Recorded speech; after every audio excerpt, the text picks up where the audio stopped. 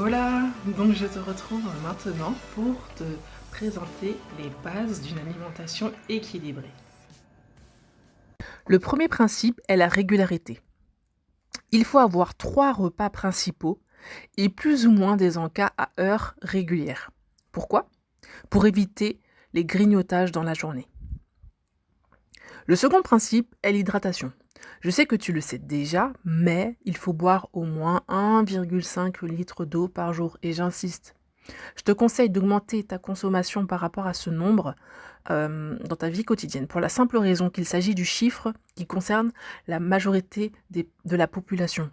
Or, nous sommes des soignantes et dans notre travail, on est amené à avoir des situations qui nous font transpirer, voilà, qui nous font augmenter notre dépense énergétique. Or, il est également recommandé de boire 200 ml d'eau par demi-heure d'effort, donc voilà. Ensuite, il faut veiller à avoir des protéines en quantité suffisante dans ton alimentation.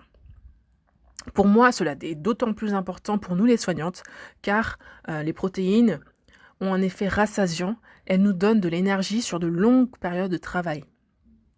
Donc de manière générale, on trouve les protéines dans les céréales complètes, les légumineuses, la viande, le poisson et les œufs. Concernant les glucides, les sucres, il faut veiller à avoir des glucides simples, donc les fruits, et complexes, les féculents, en quantité raisonnable. Attention, vraiment je te dis attention, tu dois éviter de manger des produits à base de sucre raffiné, comme les pâtisseries, le pain blanc, les sodas.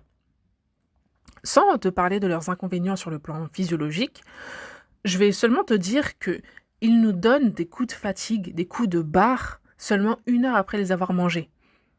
Mais en plus de ça, ils nous donnent des fringales insupportables. En bref, ils ne sont pas une bonne source d'énergie.